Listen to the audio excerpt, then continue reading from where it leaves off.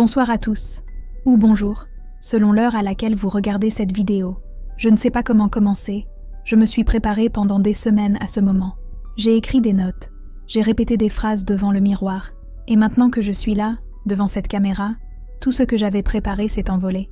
Alors je vais simplement parler, avec mon cœur, avec mes mots, avec mes imperfections, et j'espère que ce que je vais vous raconter trouvera un écho en vous. Je m'appelle Amina Ben Ali, j'ai 29 ans. Et je suis née à Oran, en Algérie. Oran, la ville lumineuse, la ville du rail, la ville qui regarde la Méditerranée avec cette fierté silencieuse des villes qui ont traversé l'histoire sans jamais plier. C'est là que j'ai grandi, c'est là que j'ai ri, pleuré, rêvé, aimé, et c'est là que tout a basculé. Mon père s'appelait Rachid, un homme grand, imposant, avec une moustache épaisse et des mains larges comme des battoirs. Il était fonctionnaire au ministère de l'Éducation. Un homme respecté dans le quartier. Un homme qui faisait sa prière 5 fois par jour, sans jamais en manquer une seule. Un homme pour qui l'honneur de la famille était plus important que l'oxygène, plus important que l'amour, plus important que tout. Ma mère, Khadija, était femme au foyer, une femme discrète, effacée, qui passait ses journées entre la cuisine et le salon, entre les marmites de shorba et les feuilletons turcs à la télévision. Elle portait toujours un foulard, même à la maison, même quand il n'y avait que nous. Parce que c'était comme ça, parce que c'était la règle, parce que c'était ce qu'on attendait d'une bonne musulmane algérienne. J'avais 3 frères, Youssef, l'aîné, qui avait 4 ans de plus que moi, et qui se comportait déjà comme un petit chef depuis qu'il avait appris à marcher. Sofiane, le deuxième, calme et studieux, toujours plongé dans ses livres. Et le petit dernier, Amine, mon presque jumeau de prénom et de cœur, qui avait 2 ans de moins que moi, et qui était la seule personne de la famille avec qui je pouvais vraiment parler. Dans notre maison, les règles étaient claires. Les garçons avaient des droits. Les filles avaient des devoirs. Les garçons pouvaient sortir. Les filles devaient rester. Les garçons pouvaient parler fort. Les filles devaient murmurer. Mon père ne me frappait pas physiquement. Mais il avait une façon de me regarder quand je faisais quelque chose qui ne lui plaisait pas. Un regard lourd, glacial, silencieux, qui était pire qu'une gifle. Ce regard disait tout. Il disait « Tu m'as déçu ». Il disait « Tu n'es pas digne ». Il disait « Tu n'existes que tant que tu obéis ». L'islam dans notre maison n'était pas juste une religion. C'était un système, un cadre, un mur, un plafond, un sol. Tout était défini par la religion. Ce que je pouvais porter, ce que je pouvais manger, ce que je pouvais dire, ce que je pouvais lire, ce que je pouvais penser, et surtout, ce que je ne pouvais pas penser. Il y avait des sujets interdits, des questions interdites, des pensées interdites.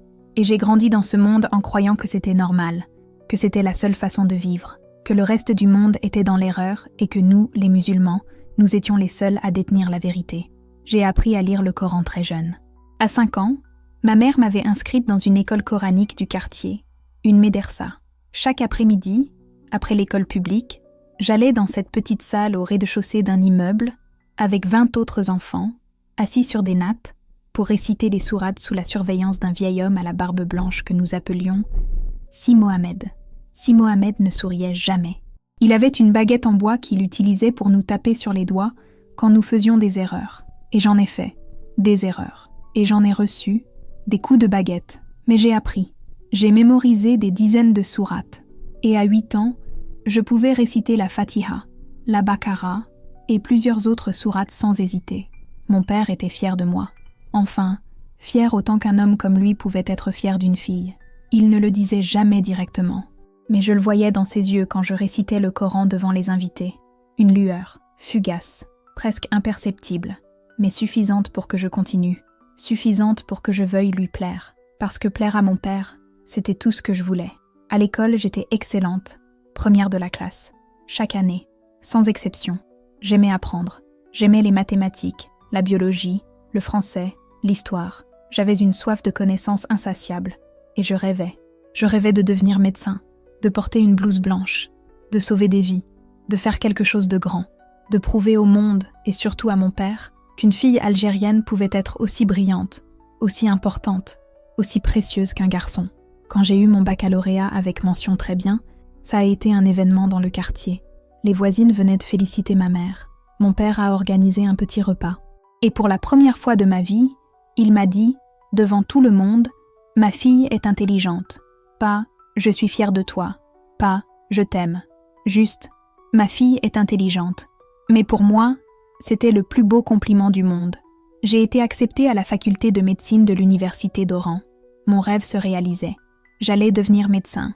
J'allais quitter la maison chaque jour pour aller étudier. J'allais avoir un semblant de liberté.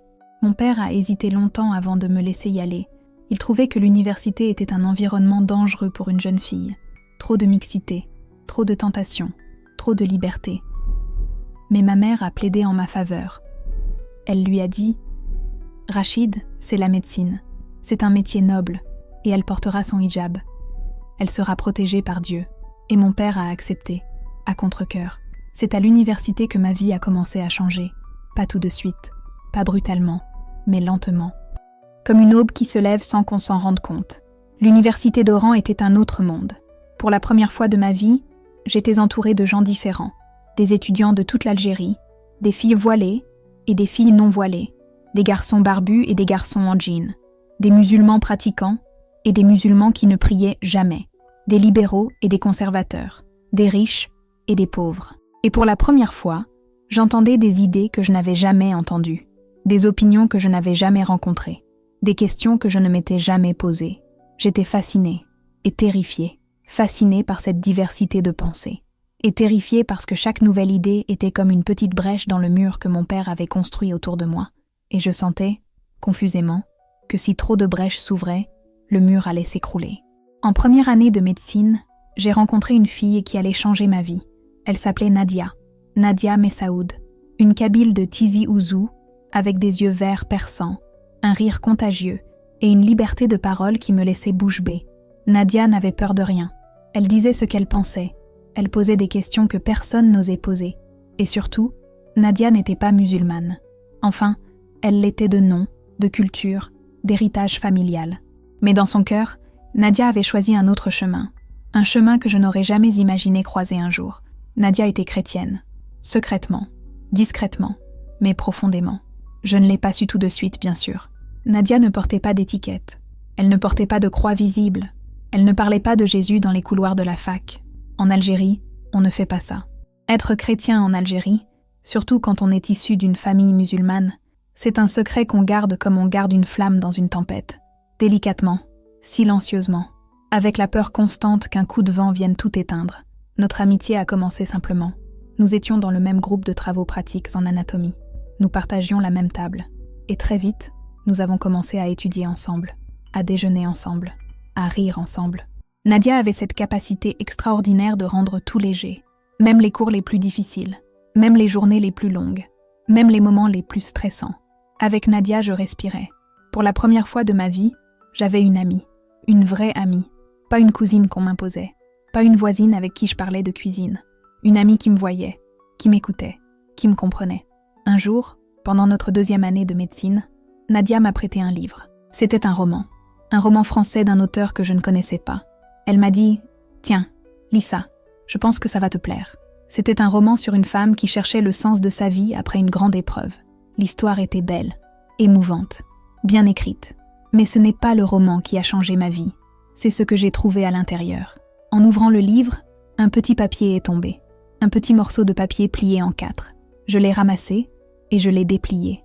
Et j'ai lu, écrit à la main, dans une écriture fine et soignée, un verset que je ne connaissais pas, un verset qui ne venait pas du Coran. Il disait « Venez à moi, vous tous qui êtes fatigués et chargés, et je vous donnerai du repos. » Matthieu 11, 28. J'ai lu cette phrase 3 fois, puis 4 fois, puis 10 fois. Et chaque fois que je la relisais, quelque chose se passait en moi, comme une corde qu'on faisait vibrer au plus profond de mon être. Vous tous qui êtes fatigués et chargés. J'étais fatiguée, tellement fatiguée. Fatiguée de porter le poids des attentes de mon père. Fatiguée de cacher mes rêves. Fatiguée de faire semblant. Fatiguée d'être parfaite. Fatiguée d'être invisible. Et cette phrase me disait « Viens, tel que tu es, avec ta fatigue, avec tes fardeaux, et je te donnerai du repos. » Je n'ai pas parlé de ce papier à Nadia tout de suite. J'avais peur de ce que cela signifiait, peur de ce que cela pourrait déclencher. Mais le papier, je l'ai gardé, je l'ai glissé dans mon portefeuille, et pendant des semaines, je le relisais en cachette. dans les toilettes de la fac, dans le bus en rentrant chez moi, la nuit, sous la couverture, à la lumière de mon téléphone. Ce verset était devenu mon secret, mon trésor caché, ma fenêtre ouverte sur un monde que je ne connaissais pas encore. 3 semaines plus tard, j'ai osé poser la question à Nadia. C'était un mercredi après-midi. Nous étions assises sur un banc dans le jardin de la faculté, sous un oranger. Le soleil d'Oran était doux ce jour-là, pas trop chaud, juste parfait. Et je lui ai dit, en essayant de garder un ton détaché, « Nadia, j'ai trouvé un papier dans le livre que tu m'as prêté, avec un verset. C'est de la Bible, non ?» Elle m'a regardée, longtemps, en silence.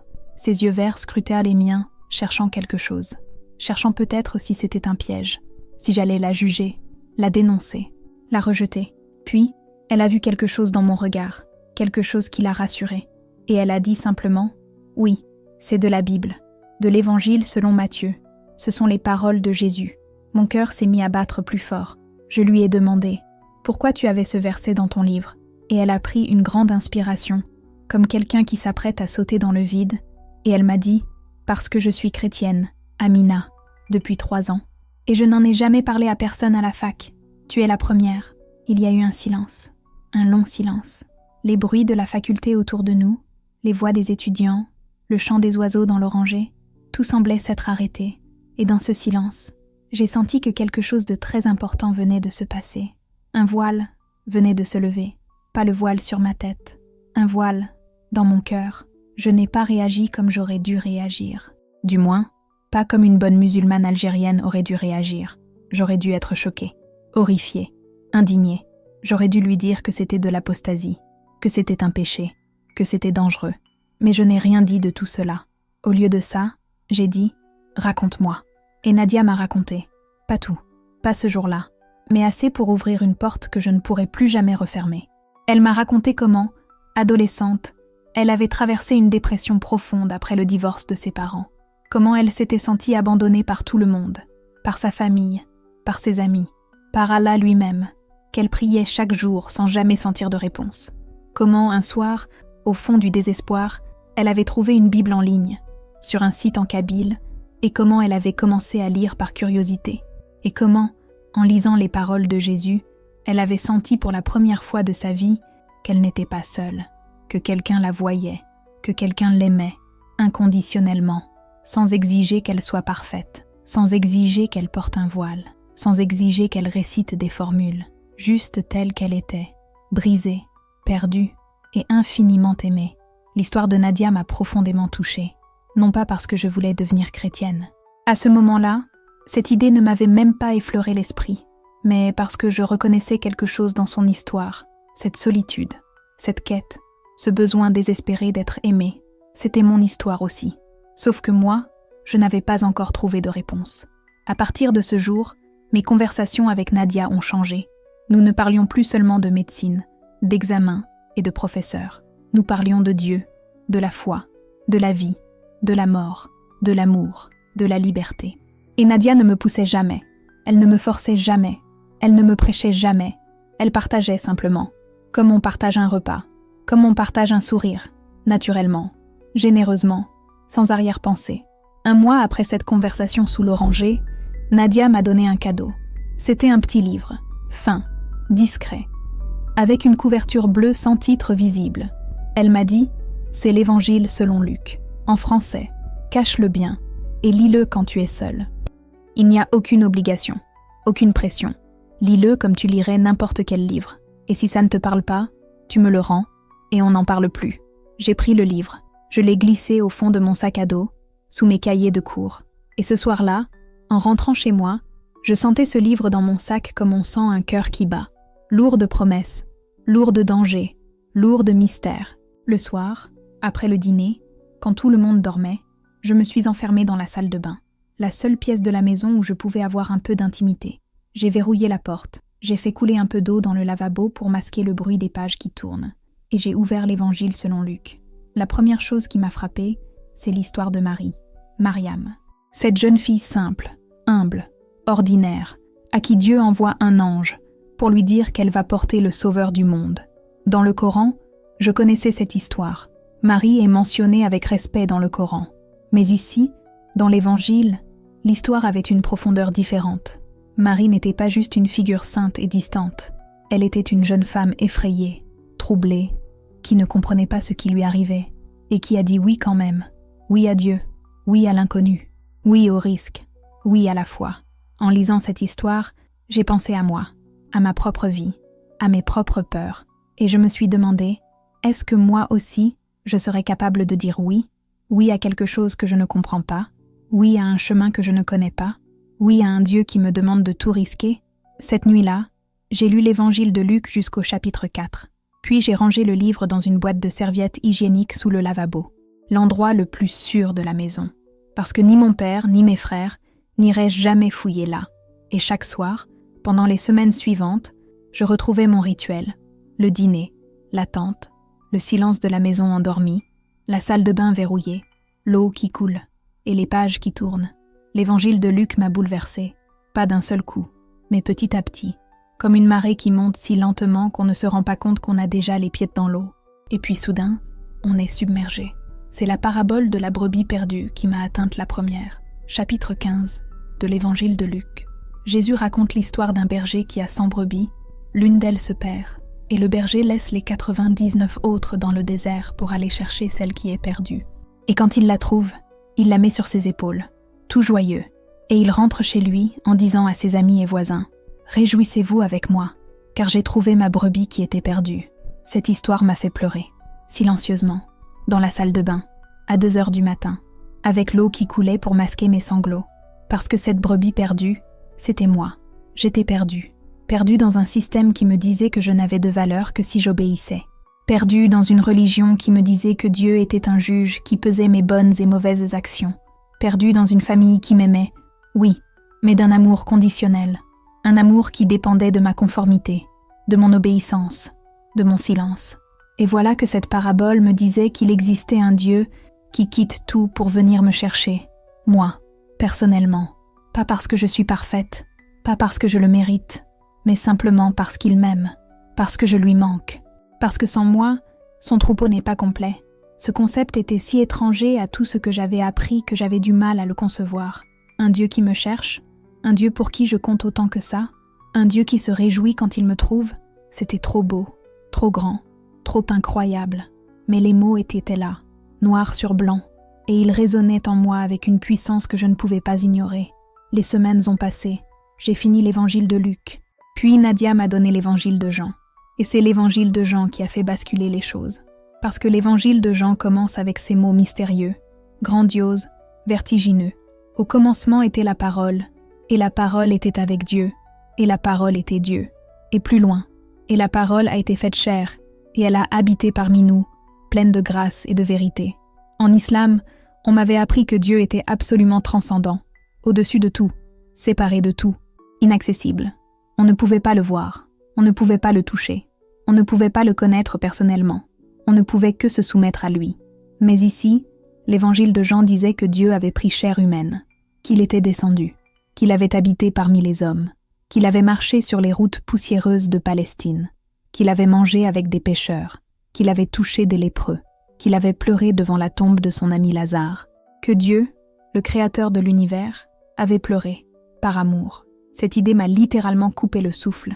Un Dieu qui pleure, un Dieu qui souffre, un Dieu qui aime, au point de devenir vulnérable. C'était si différent de l'image d'Allah que j'avais en tête. L'Allah de mon enfance était puissant, certes, glorieux, certes, mais distant, froid, impénétrable, comme le ciel en hiver, beau, mais inaccessible. Jésus, tel que je le découvrais dans l'Évangile de Jean, était tout le contraire. Il était proche, intime, chaleureux, comme un feu dans une cheminée par une nuit glaciale. Il y a un passage dans l'Évangile de Jean qui m'a particulièrement marqué. C'est l'histoire de la femme adultère, au chapitre 8. Les pharisiens amènent cette femme devant Jésus. Ils veulent la lapider, comme le prescrit la loi de Moïse. Ils disent à Jésus « Maître, cette femme a été surprise en flagrant délit d'adultère. Moïse nous a ordonné de lapider ces femmes-là. Et toi, que dis-tu » Et Jésus, au lieu de répondre tout de suite, se baisse et écrit sur le sol avec son doigt.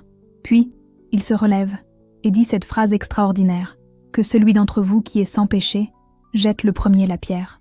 Un par un, les accusateurs s'en vont, du plus vieux au plus jeune, jusqu'à ce qu'il ne reste plus personne. Juste Jésus et la femme. Et Jésus lui dit, « Femme, où sont ceux qui t'accusaient? Personne ne t'a condamné ?» Elle dit, « Personne, Seigneur. » Et Jésus dit, « Je ne te condamne pas non plus.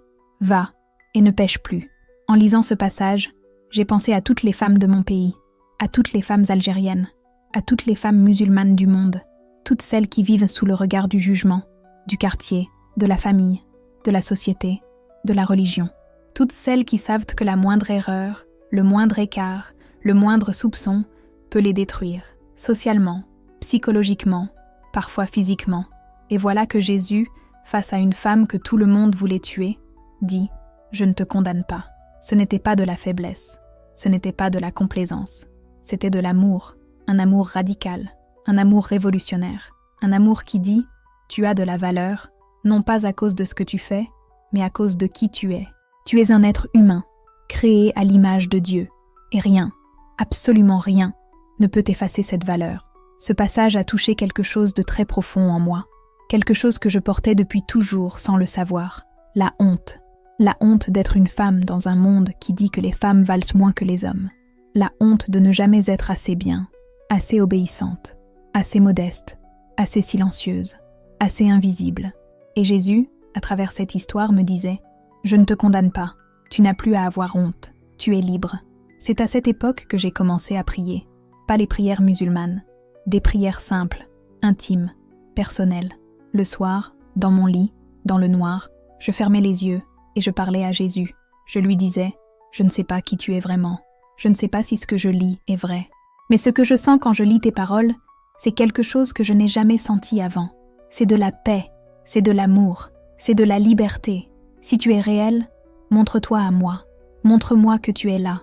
Si ce que je raconte vous parle, si vous sentez quelque chose en écoutant ces mots, je vous encourage à rester jusqu'à la fin et à vous abonner à Foi sans limite.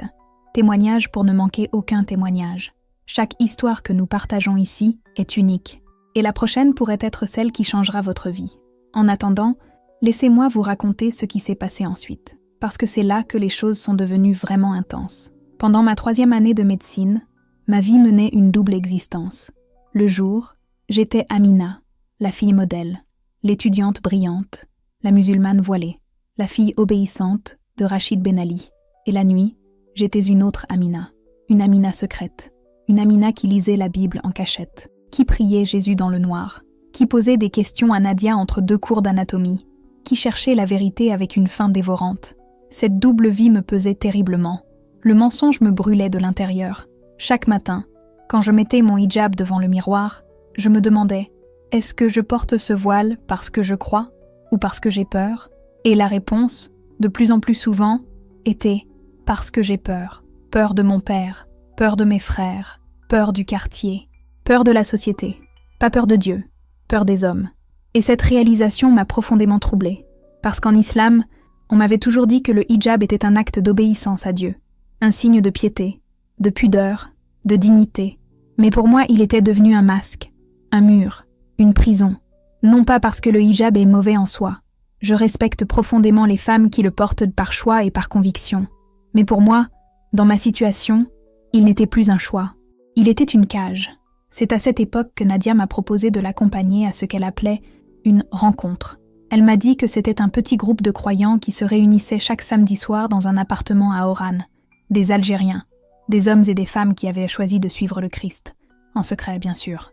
Parce qu'en Algérie, même si la Constitution garantit théoriquement la liberté de conscience, dans la pratique, être chrétien quand on vient d'une famille musulmane, c'est un tabou, un scandale, un danger. J'ai mis 1 mois avant d'accepter. 1 mois de terreur, de prière, de nuit blanche. Et puis, un samedi soir de mars, j'ai dit oui. Pour aller à cette rencontre, j'ai dit à mes parents que j'allais étudier chez une amie pour préparer un examen. Mon père m'a regardé avec ce regard scrutateur qu'il avait, mais ma mère a confirmé que mes examens approchaient et il m'a laissé partir, à condition que je sois rentrée avant 22 heures. Nadia et moi avons pris un taxi jusqu'à un quartier résidentiel d'Oran que je ne connaissais pas.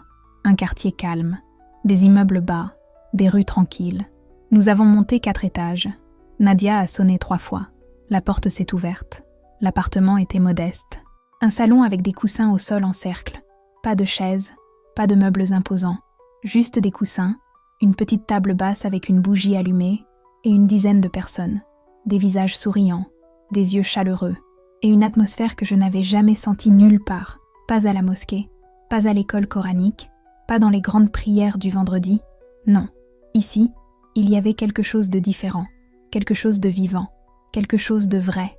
Un homme d'une 50aine d'années s'est approché de moi.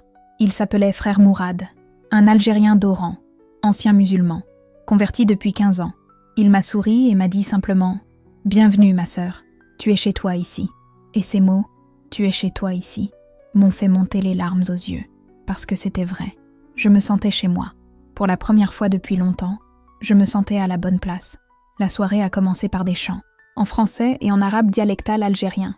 Pas des chants compliqués, pas des récitations codifiées, des chants simples, joyeux, remplis d'amour. Jésus, tu es ma joie. Jésus, tu es ma force. Jésus, tu es mon refuge.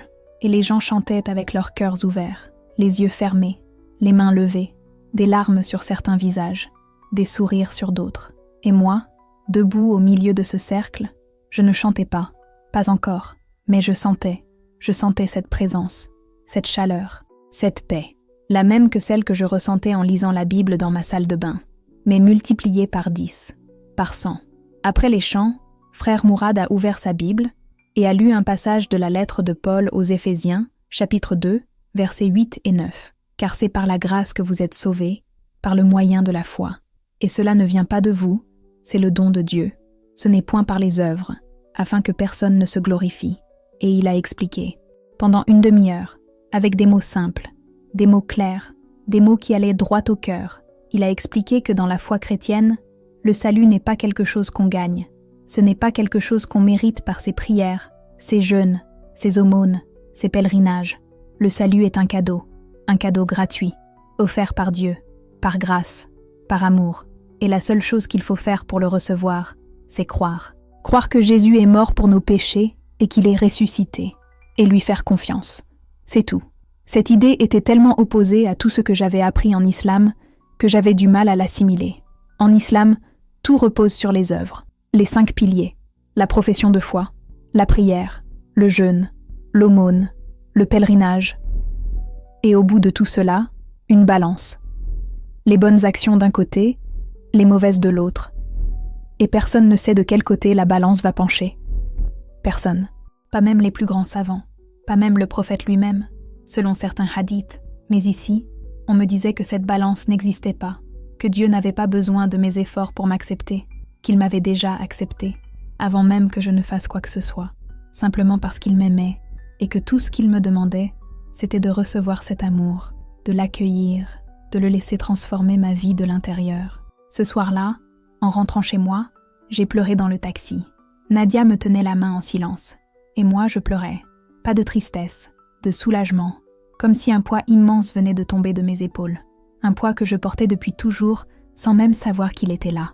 Le poids de la performance, le poids de la perfection, le poids de mériter l'amour de Dieu. À partir de cette soirée, je suis devenue une habituée du groupe. Chaque samedi soir, sans exception, j'inventais des excuses, des soirées d'études, des gardes à l'hôpital universitaire, des réunions d'étudiantes.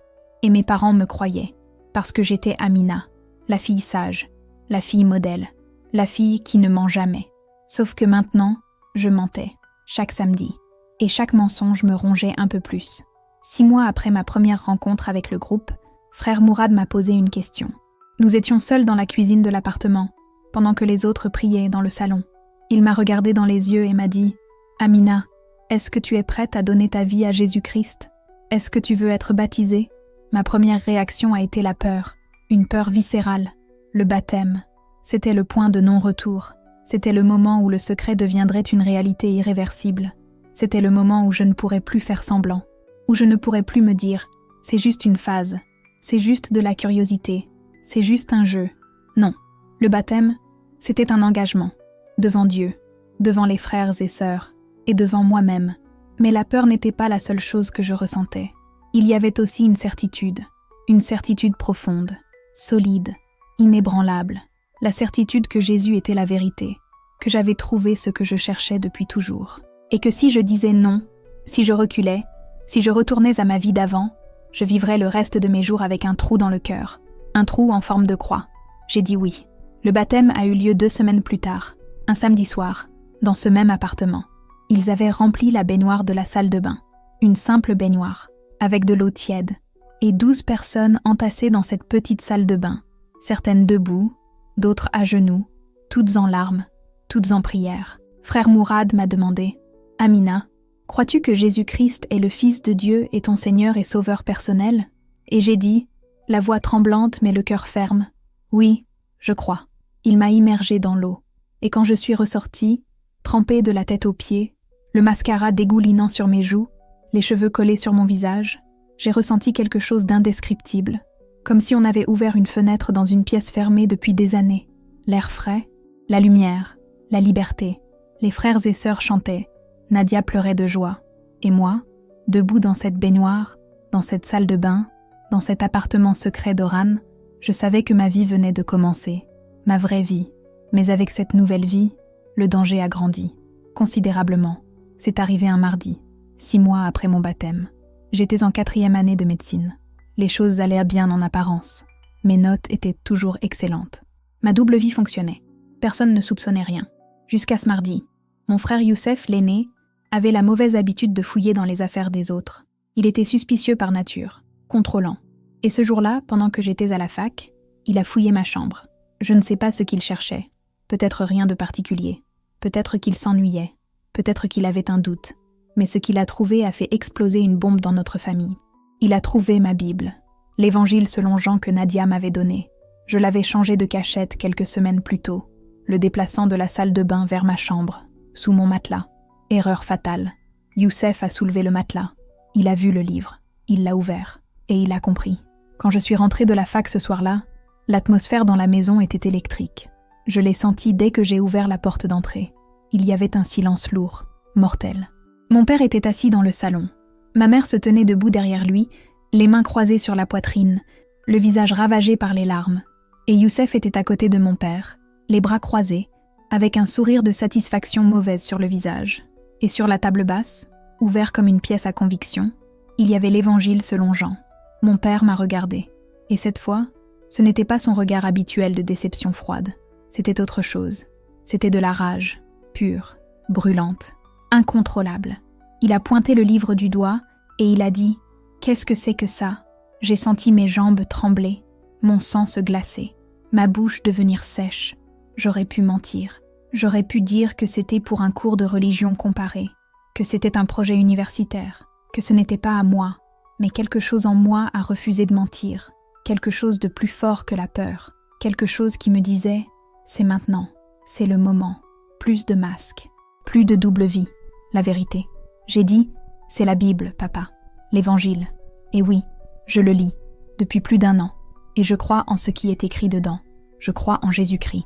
Le silence qui a suivi ces mots a duré une éternité. Puis mon père s'est levé. Il s'est levé lentement, comme un volcan qui commence à gronder. Et il m'a giflé, fort, si fort que j'ai reculé de 2 pas et que ma tête a cogné contre le mur. Ma mère a crié. Youssef a ri. Et mon père, le visage déformé par la colère, m'a dit des mots que je porterai en moi jusqu'à ma mort. Tu n'es plus ma fille. Tu es une honte. Tu es une traîtresse. Tu as sali notre nom. Tu as sali notre sang. Tu n'es plus rien. Ce qui a suivi cette scène a été les jours les plus sombres de ma vie. Mon père m'a enfermée dans ma chambre, littéralement. Il a verrouillé la porte de l'extérieur. Il a confisqué mon téléphone, mon ordinateur, mes livres, tout. J'étais séquestrée, dans ma propre maison, dans ma propre chambre, comme une prisonnière. Ma mère venait m'apporter à manger, 2 fois par jour, sans parler, sans me regarder dans les yeux. Elle posait le plateau par terre, à côté de la porte, et elle repartait. Parfois, j'entendais ses sanglots dans le couloir, et ça me brisait le cœur, parce que ma mère souffrait, autant que moi, peut-être plus, parce qu'elle était prise entre 2 feux, entre son mari et sa fille, entre son honneur et son amour. Youssef venait aussi, mais pas pour m'apporter à manger, pour me faire la leçon, pour me traiter de folle, de traîtresse, de kafira. Il me disait « Tu as détruit cette famille, tu as déshonoré notre père. Comment tu as pu faire ça? Tu es possédé par le diable. C'est les genoux qui t'ont fait ça. » Et parfois, quand il était particulièrement en colère, il me frappait. Des gifles, des coups de pied, des coups de poing dans le bras, rien qui laissait de marques visibles. Juste assez pour me faire mal, juste assez pour me rappeler qui avait le pouvoir. Pendant ces jours d'enfermement, j'ai fait la seule chose que je pouvais faire. J'ai prié, sans Bible, sans livre, sans téléphone, juste moi et Jésus, dans cette chambre, dans cette obscurité. J'ai prié avec une intensité que je n'avais jamais connue, des prières désespérées, des prières silencieuses, des prières murmurées dans l'oreiller pour que personne n'entende. Je lui disais, « Seigneur Jésus, je suis enfermée, je suis seule, j'ai peur, j'ai mal, mais je ne te renie pas, je ne peux pas te renier, parce que tu es la seule chose vraie dans ma vie, la seule chose qui a du sens. Aide-moi, délivre-moi, montre-moi le chemin. » Et dans ces moments de prière, quelque chose d'extraordinaire se passait. La paix revenait, pas une paix logique, pas une paix qui avait du sens dans ma situation. Enfermée, battue, reniée. Pourquoi aurais-je la paix?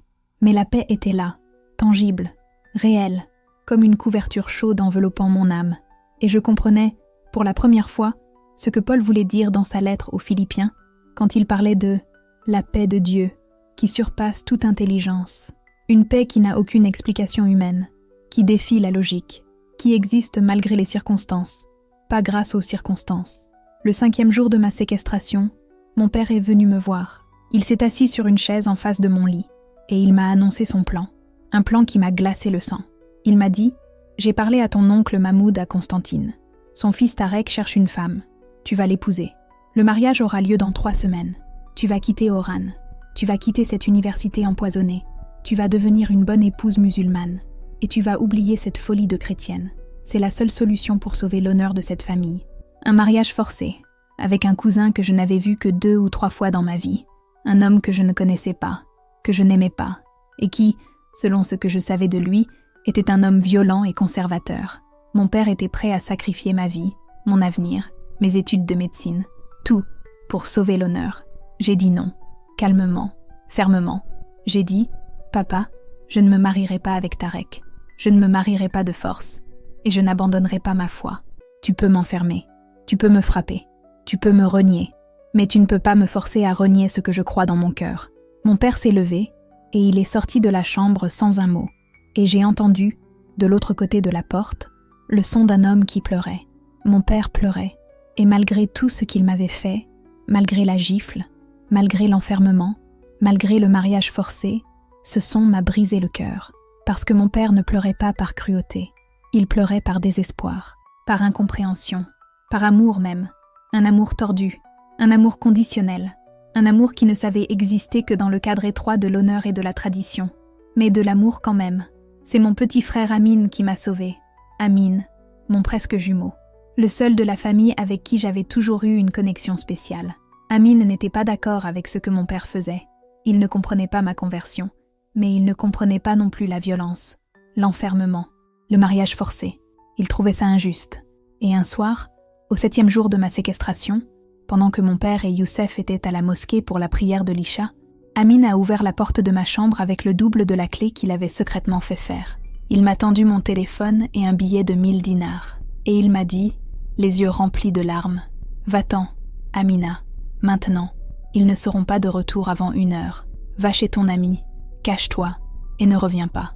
Je t'aime, ma sœur, même si je ne comprends pas. » J'ai serré Amine dans mes bras, fort, si fort que je peux encore sentir ses bras autour de moi au moment où je vous parle. Et je suis partie, sans sac, sans affaires, sans vêtements de rechange, juste avec mon téléphone, le billet que Amine m'avait donné et les vêtements que je portais sur le dos. J'ai couru dans les rues d'Oran. La nuit était tombée. Les réverbères éclairaient les trottoirs d'une lumière orangée. L'air sentait la mer et le jasmin. Et moi, je courais, le cœur battant, les larmes coulant sur mes joues, en répétant dans ma tête, comme un mantra, comme une bouée de sauvetage. Quand je marche dans la vallée de l'ombre de la mort, je ne crains aucun mal, car tu es avec moi. J'ai appelé Nadia. Elle a décroché immédiatement. Je lui ai dit, la voix coupée par les sanglots, « Nadia, je me suis enfuie. Je n'ai nulle part où aller. Aide-moi. » Et Nadia, sans hésiter une seule seconde, m'a dit « Viens chez moi. Maintenant. Ne t'arrête pas. Je t'attends. » Nadia vivait dans un petit studio près de la faculté de médecine. Un studio qu'elle louait avec l'argent que sa mère lui envoyait depuis Tizi Ouzou. Quand j'ai frappé à sa porte, Elle m'a ouvert et elle m'a serré dans ses bras. Nous avons pleuré ensemble pendant de longues minutes, sans parler, juste en nous tenant l'une l'autre. Et dans ses bras, j'ai senti la même chose que dans les bras d'Amine quelques heures plus tôt.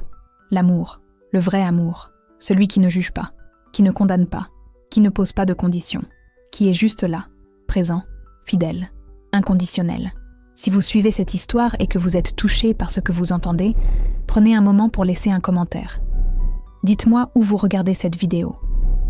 Dites-moi ce que vous ressentez. Et si vous connaissez une femme, n'importe où dans le monde, qui traverse une épreuve similaire, envoyez-lui ce lien. Elle a besoin de savoir qu'elle n'est pas seule, que d'autres femmes ont marché sur ce chemin avant elle, et qu'il y a de l'espoir. Nadia m'a hébergée pendant 1 semaine. Mais nous savions toutes les deux que ce n'était pas une solution durable. Mon père me cherchait. Youssef me cherchait. Ils avaient appelé tous les voisins, tous les amis de la famille, tous les cousins. Ils avaient même été voir la police pour signaler ma disparition. Sauf que dans leur version, je n'avais pas fui. J'avais été enlevée ou manipulée par une secte. C'était la version officielle, celle qui protégeait l'honneur de la famille. Frère Mourad, le responsable de notre petit groupe de croyants, a pris les choses en main. Il avait de l'expérience dans ce genre de situation. Ce n'était pas la première fois qu'un nouveau converti devait fuir. Il m'a dit qu'il fallait que je quitte Oran, et probablement l'Algérie. Il m'a parlé d'une organisation chrétienne internationale qui aidait les persécutés à trouver refuge dans d'autres pays. Et il m'a dit de me préparer. Les semaines qui ont suivi ont été un tourbillon. Frère Mourad et le réseau de l'église clandestine ont organisé mon départ, avec une efficacité et une discrétion remarquables. Ils m'ont obtenu un passeport, ils m'ont trouvé un billet d'avion, et ils m'ont mis en contact avec une famille chrétienne en France qui était prête à m'accueillir. Le jour du départ est arrivé, un lundi matin. Nadia m'a accompagnée à l'aéroport d'Oran, en voiture, avec frère Mourad au volant. J'avais un petit sac à dos avec le strict minimum, des vêtements, mon passeport, un peu d'argent que le groupe avait rassemblé pour moi, et une Bible. La même Bible qu'Amine, sans le savoir, avait protégée en me permettant de fuir. À l'aéroport, Nadia et moi nous sommes dit au revoir, et c'était un des moments les plus difficiles de ma vie, parce que Nadia n'était pas seulement mon amie, elle était ma sœur en Christ, celle qui m'avait tendu la main quand j'étais dans le noir, celle qui m'avait donné ma première Bible, celle qui m'avait montré que l'amour de Dieu existait, non pas en paroles, mais en actes. Elle m'a serré dans ses bras et elle m'a dit « Va, Amina, Dieu t'attend en France. Et un jour, on se retrouvera, ici ou là-haut. Mais on se retrouvera, je te le promets. » Et moi, incapable de parler, j'ai juste hoché la tête et je suis montée dans l'avion. Quand l'avion a décollé et que j'ai vu Oran par le hublot, la mer bleue, les immeubles blancs, les collines dorées, j'ai pleuré. Je pleurais tout ce que je perdais. Ma ville, ma famille, mon pays, mes études de médecine, mon rêve de devenir médecin, tout. Mais je pleurais aussi de gratitude, parce que j'étais vivante, parce que j'étais libre, et parce que Dieu, malgré tout, m'avait protégée. Il y a une question qu'on me pose souvent, une question que je n'ai pas encore abordée dans cette vidéo, et qui mérite qu'on s'y attarde. On me demande, Amina, qu'est-ce qui est si différent pour toi, en tant que femme, entre l'islam et le christianisme? C'est une question importante, et je vais y répondre avec honnêteté. En islam, les femmes ont un statut particulier. On nous dit que les femmes sont respectées en islam, que l'islam a donné des droits aux femmes il y a 14 siècles, que le prophète aimait ses femmes. Et c'est vrai qu'il y a des aspects de l'islam qui protègent les femmes. Le droit à l'héritage, le droit à la dot, le droit au divorce, sous certaines conditions. Ce serait malhonnête de ma part de le nier. Mais dans la pratique, dans le vécu quotidien de millions de femmes musulmanes à travers le monde, la réalité est souvent différente de la théorie. En Algérie, comme dans beaucoup de pays musulmans, les femmes vivent sous le poids d'un système patriarcal qui utilise la religion comme justification. L'honneur de la famille repose sur les épaules des femmes. La virginité est une obsession. Le corps de la femme est un territoire à contrôler. Et la moindre déviation, le moindre signe d'indépendance, le moindre souffle de liberté est perçu comme une menace. Je ne dis pas que tous les hommes musulmans sont violents. Ce serait faux et injuste. J'ai connu des hommes musulmans doux, respectueux, aimants. Mon petit frère Amine en est l'exemple. Mais je dis que le système, tel qu'il fonctionne dans beaucoup de sociétés musulmanes, donne aux hommes un pouvoir sur les femmes qui n'a rien de divin. C'est un pouvoir humain, culturel, historique et parfois cruel. Quand j'ai découvert le christianisme, quelque chose m'a frappé immédiatement. La place de la femme dans les évangiles. Jésus, dans un contexte culturel où les femmes n'étaient à considérer comme des citoyennes de seconde classe, a traité les femmes avec un respect révolutionnaire. Il a parlé publiquement avec la Samaritaine au puits de Jacob. Il a défendu la femme adultère contre ses accusateurs. Il a accueilli Marie de Béthanie comme disciple. Et après sa résurrection, c'est à des femmes qu'il est apparu en premier, pas aux apôtres, aux femmes. Comme pour dire au monde entier, les femmes comptent, les femmes sont dignes. Les femmes sont les premières témoins de la plus grande nouvelle de l'histoire de l'humanité. L'apôtre Paul, dans sa lettre aux Galates, chapitre 3, verset 28, écrit « Il n'y a plus ni homme ni femme, car vous êtes tous un en Jésus-Christ, tous un, égaux, devant Dieu, dans la dignité, dans la valeur, dans l'amour. » Il y a aussi la question du pardon et de la grâce. En islam, j'avais grandi avec l'idée que ma valeur dépendait de ma pureté, de ma vertu, de mon obéissance. Si je faisais une erreur, je perdais de la valeur. C'était un système de performance, de mérite. Et ce système, pour une femme, était particulièrement écrasant, parce que les critères de bonne conduite pour une femme étaient infiniment plus stricts que pour un homme. Dans le christianisme, j'ai découvert que ma valeur ne dépend pas de ce que je fais, elle dépend de qui je suis. Et qui je suis, c'est une enfant de Dieu, créée à son image, aimée inconditionnellement, pardonnée entièrement, pas parce que je suis parfaite, mais parce qu'il est parfait, et sa grâce efface mes erreurs. Son amour remplace ma honte. Cette découverte a guéri des blessures en moi que je ne savais même pas avoir, des blessures d'enfance, des blessures de culture, des blessures de religion, des blessures de femme, la honte de ne pas être assez bien, la peur de ne pas être assez modeste, la culpabilité d'exister en prenant de la place. Tout cela, Jésus l'a pris, sur la croix, et en échange, il m'a donné la liberté, la dignité, la joie, la paix. Je me souviens d'un moment précis, quelques mois après mon arrivée en France. J'étais à la plage, à la Ciotat, un dimanche après-midi. Je marchais pieds nus sur le sable. Le soleil était chaud, la mer brillait. Et pour la première fois de ma vie, j'étais dehors avec mes cheveux au vent, le soleil sur mon visage. Et personne ne me jugeait. J'étais juste une femme, sur une plage, libre, et j'ai pleuré. Pas de tristesse, de libération, parce que j'avais compris quelque chose de fondamental. Dieu m'avait créé libre, et aucune tradition, aucune culture, aucun homme n'avait le droit de m'enlever cette liberté. C'est cette liberté que je veux partager avec vous aujourd'hui. Pas une liberté politique, pas une liberté féministe au sens occidental du terme, mais une liberté spirituelle, la liberté de l'âme, la liberté de connaître Dieu personnellement, intimement, sans intermédiaire, sans rituel obligatoire, sans crainte, juste dans l'amour pur, l'amour vrai, l'amour de Jésus-Christ. L'avion a atterri à Marseille. Marseille, la porte de la Méditerranée, la ville du soleil, la ville qui ressemblait un peu à Oran, avec son port, ses collines et son mélange de cultures. Et c'est à Marseille que ma nouvelle vie a commencé. La famille qui m'a accueillie s'appelait les Durand, Pierre et Catherine Durand, un couple de retraités chrétiens qui vivaient dans une petite maison à La Ciotat, une ville côtière près de Marseille. Des gens simples, généreux, lumineux. Catherine avait les cheveux blancs et un sourire qui éclairait toute la pièce. Pierre était un ancien professeur de lycée, calme, réfléchi, avec des lunettes rondes et une voix douce.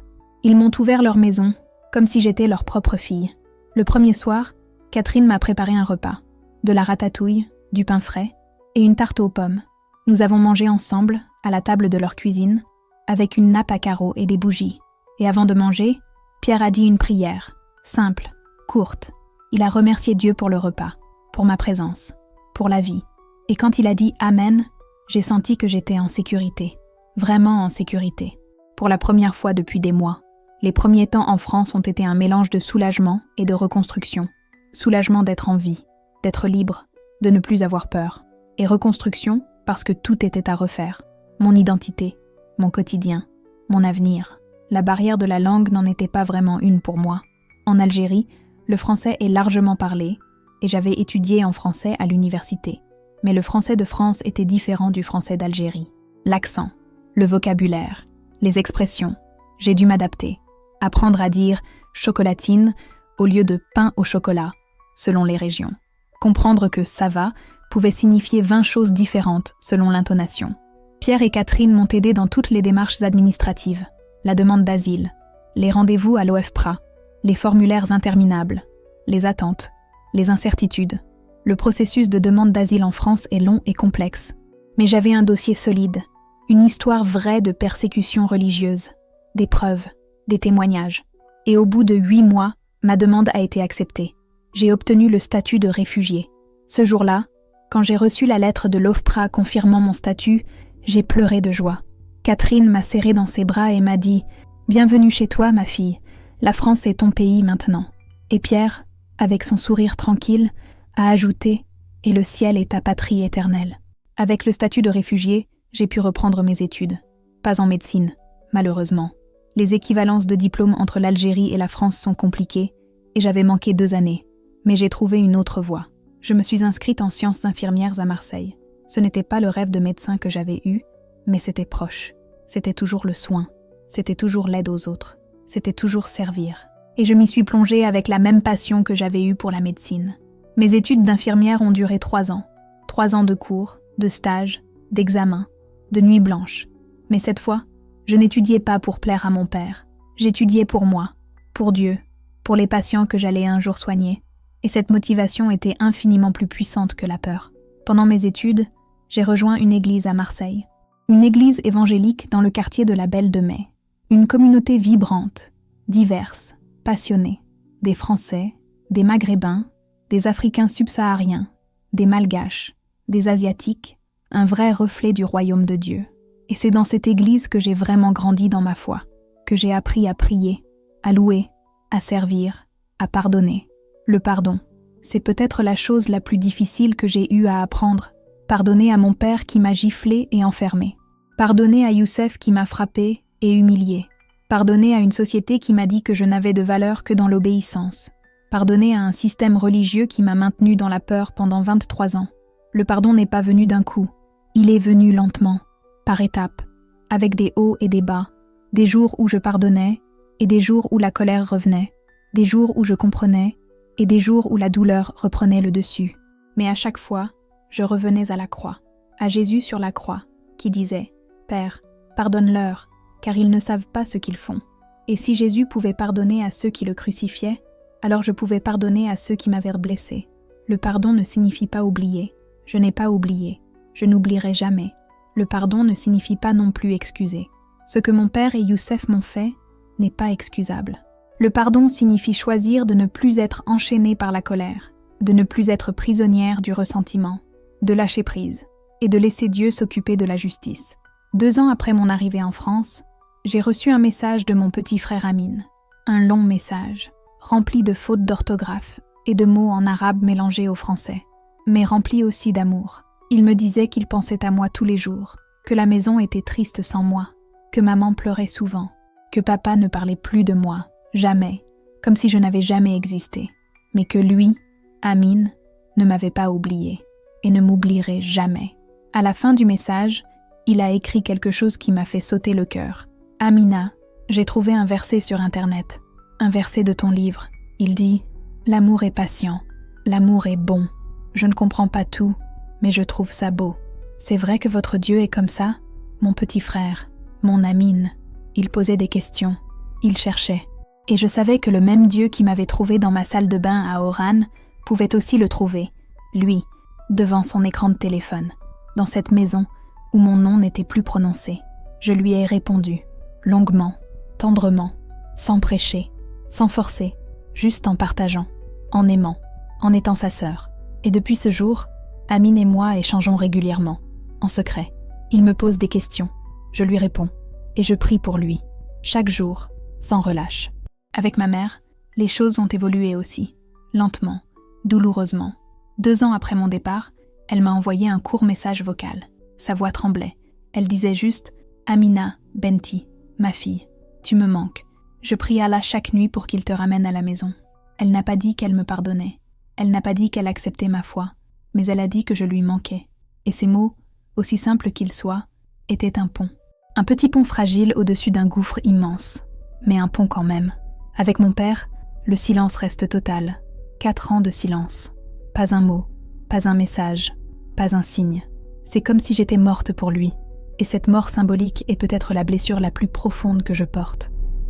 Pas les coups de Youssef, pas l'enfermement, pas le mariage forcé, le silence de mon père, l'absence de mon père, le vide laissé par un homme qui a choisi son honneur plutôt que sa fille. Mais je prie pour lui, chaque jour. Je prie que Dieu adoucisse son cœur, qu'il lui montre que l'amour est plus grand que l'honneur, que la grâce est plus forte que la tradition, et que sa fille, même loin, même chrétienne, même différente, l'aime toujours, l'aimera toujours. Aujourd'hui, j'ai 29 ans. Je suis infirmière diplômée. Je travaille dans un hôpital à Marseille, dans le service de pédiatrie. Je soigne des enfants malades, effrayés, qui ont besoin de douceur, de patience, d'amour, et chaque jour, en les soignant, je pense à ce verset qui a tout commencé. Venez à moi, vous tous qui êtes fatigués et chargés, et je vous donnerai du repos. Je suis devenue les mains de Jésus pour ses enfants. Je suis devenue son repos, sa douceur, son sourire. Et il n'y a pas de métier plus beau au monde. Je vis dans un petit appartement dans le quartier du Panier, le vieux Marseille. Un appartement lumineux, avec une terrasse qui donne sur la mer. Et chaque matin, en prenant mon café sur cette terrasse, en regardant la Méditerranée, la même mer que je voyais depuis Oran, je parle à Dieu. Je lui dis merci. Merci pour la vie. Merci pour la liberté. Merci pour la foi. Merci pour la douleur, même parce que la douleur m'a conduite à lui. Je suis active dans mon église. J'enseigne dans le groupe de femmes. Je participe à l'accueil des réfugiés. Je traduis parfois pour les frères et sœurs arabophones qui arrivent en France sans parler français. Et chaque dimanche, quand je chante les louanges dans cette église à Marseille, je pense à cette petite salle de bain à Oran où j'ai été baptisée.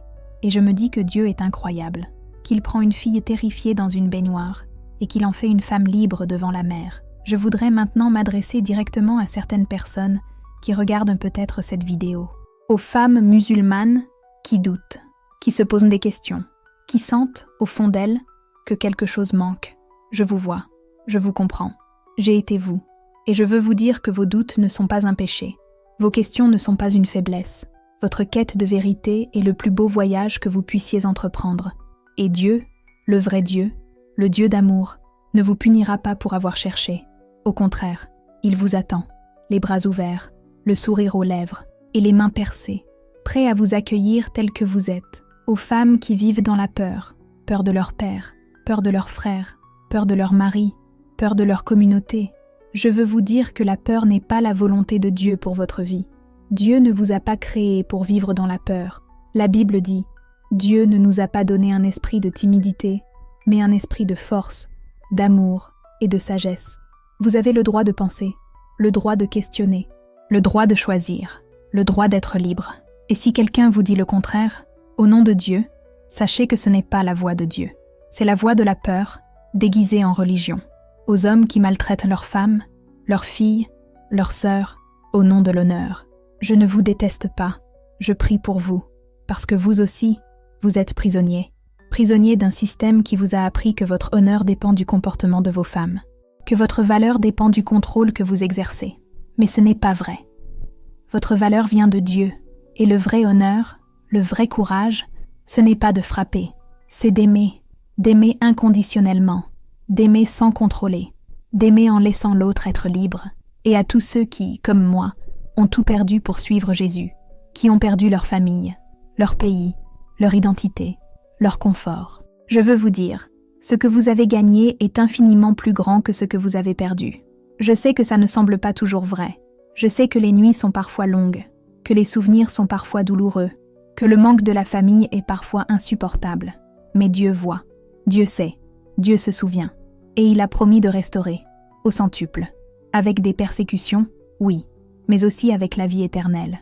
Je termine avec une image qui résume toute mon histoire. Quand j'étais petite, à Oran, ma mère avait un jasmin sur le balcon, un jasmin blanc qui fleurissait chaque été. Et un jour, le pot est tombé du balcon. Il s'est brisé, la terre s'est répandue, les racines étaient exposées. Et ma mère a dit « C'est fini, il est mort ». Mais elle l'a quand même replanté, dans un nouveau pot, avec de la nouvelle terre. Et quelques semaines plus tard, le jasmin a refleuri, plus beau qu'avant, plus fort qu'avant, plus parfumé qu'avant. Ma vie, c'est ce jasmin. Le pot s'est brisé, la terre s'est répandue, les racines étaient exposées, tout semblait mort, mais Dieu m'a replanté, dans une nouvelle terre, Et aujourd'hui, je refleuris, plus forte, plus libre, plus vivante. Et le parfum de ma vie, c'est l'amour de Jésus-Christ. Un parfum que rien ne peut éteindre. Je m'appelle Amina Benali. J'avais 23 ans quand j'ai trouvé un verset sur un bout de papier dans un livre prêté par une amie.